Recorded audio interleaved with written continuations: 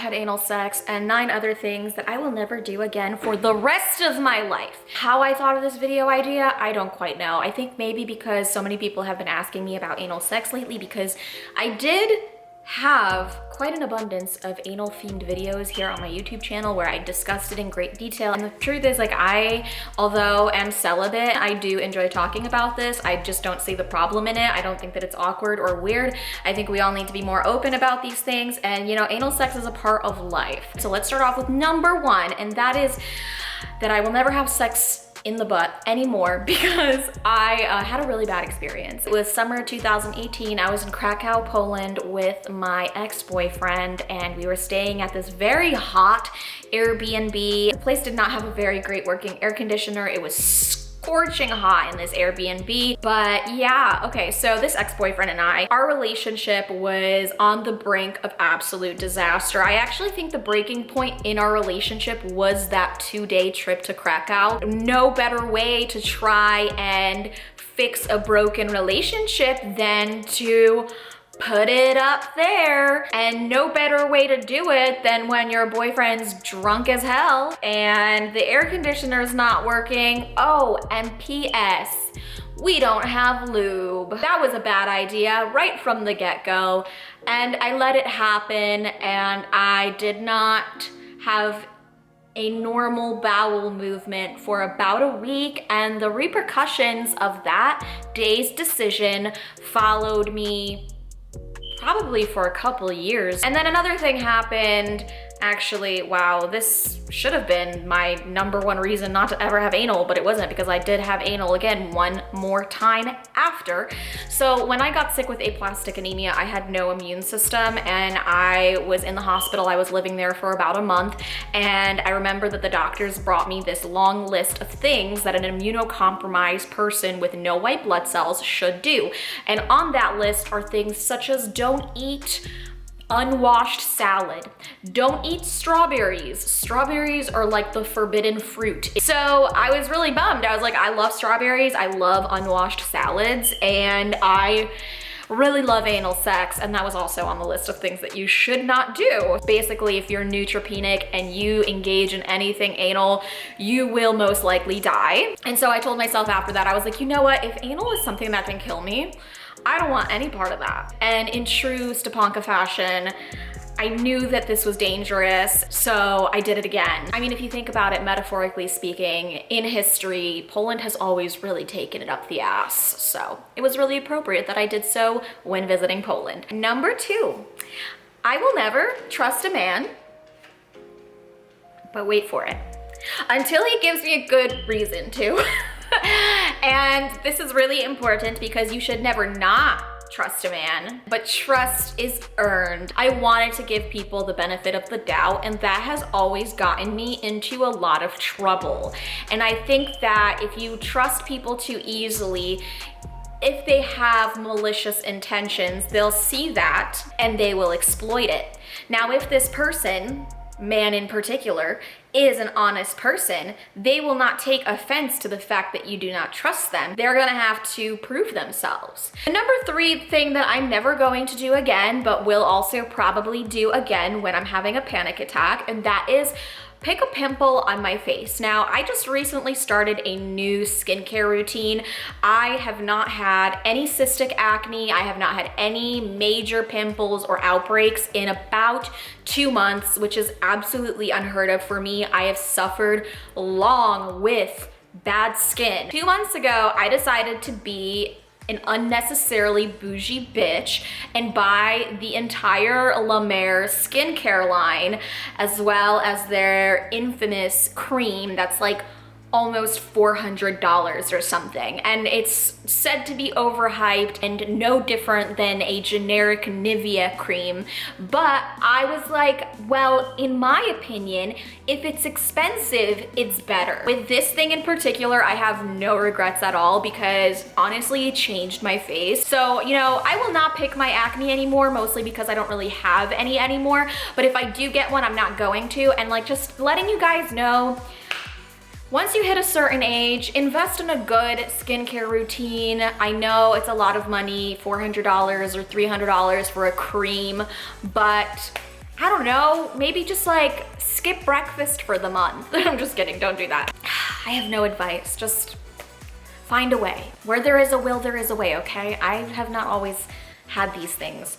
I had to do things I didn't want to do to get these things. Number 4, the other thing that I'm not going to do is get any more filler in my face. Now, I don't know if I've told you guys this before, but I did get filler at one point in time and I got it underneath my eyes, and that was about 2 years ago. And I mean, my under eyes look pretty all right. They are a little bit hollow, but it's nothing crazy. I don't think it's super, super noticeable. I keep asking my friends, like, do you notice the bags under my eyes? And they're like, no, not at all. And I'm like, are you just saying that because you're my friend? I really don't know who I can trust anymore. Honestly, I have watched so many videos about the dangers of filler and how it can shift and move around in your face and how it doesn't fully 100% metabolize in your system. I've seen so many people botch or fuck up their faces with filler.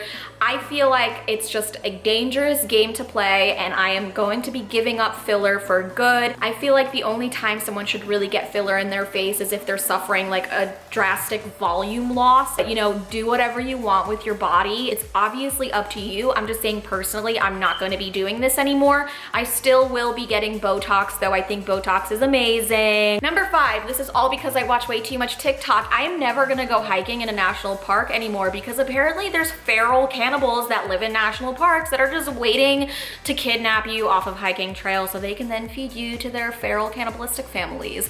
If you want to know more about it, I don't know, just go on Google, go on Reddit. If it's on Reddit, you know it's real. Next up, I will never give second chances, but I want to put a little asterisk after this one because sometimes I feel like people do maybe deserve second chances, but only if you've known them for a really long time and only if you are willing to take on the possibility that you will regret that decision.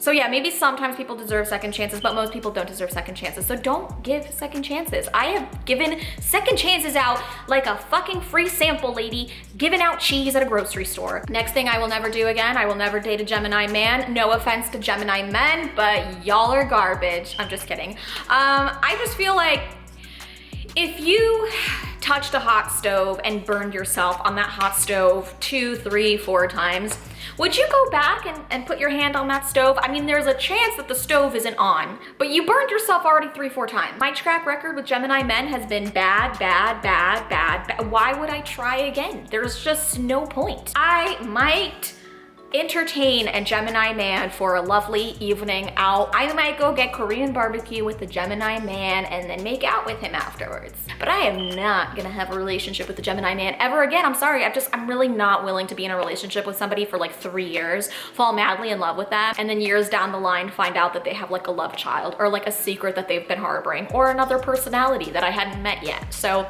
yeah, I'm sorry, Gemini men, I love you. You're interesting, you're intriguing, you're attractive, you've got BDE, but we're done. Next, allow someone to walk all over me. This is another problem. I have been a doormat my entire life. I've let people, you know, tell me about me. I've had people tell me how I should be, what I should do.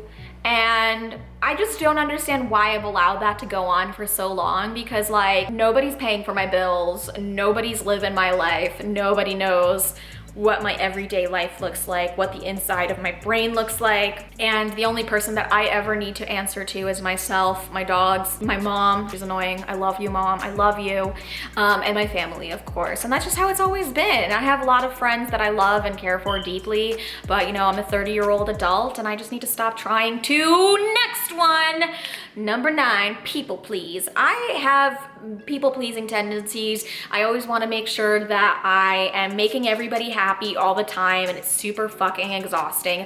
I've even noticed that I do it when I'm like out with people. I never think about if I'm having a good time. I'm always trying to make sure that the other person's having a good time. I've even been that way in sexual situations where I completely disregard the fact that I'm not enjoying a sexual experience, but I'm just still trying to make it so enjoyable and fun and exciting for this person, because it's like, I don't know, maybe in my head I'm like, well, maybe they're gonna write write a Yelp review about how this went, and I really want to give them the best service possible, and I want them to take away some good things from this experience. So yeah, I've really ignored my own wants and needs in my life in order to make other people happy and satisfied, and that's really bad, and I need to stop doing that. And although that is on this list at number 9, I can't promise that I'm not gonna do it because old habits die hard. But you know, maybe by putting it on this list, it'll help me manifest it into a reality. And then the number 10 thing that I will never do again, but also can't like quite promise I'll never do again.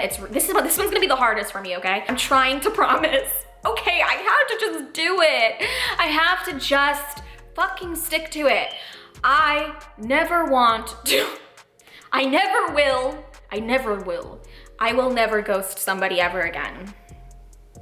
I have a very bad habit of ghosting people, and people have ghosted me many times, and they should work on that as well. But I should know better that, you know, being ghosted, it's not right. And I think that you should extend people the respect that you would like to receive as a person. And of course, if somebody was not feeling it or not wanting to pursue something with me, then they should tell me that. But although I don't want to know, like, actually, side note, everyone who wants to ghost me should ghost me. I actually prefer it. I don't want to know why you don't like me. I just want you to stop talking to me. I literally just want to assume that you got hit by a bus and don't exist anymore. Right? Because I just really don't need to know that you have a problem with what I do for a living. But I'm not gonna ghost anybody anymore because I feel that I wanna be honest with people, and that kind of goes hand in hand with my people pleasing.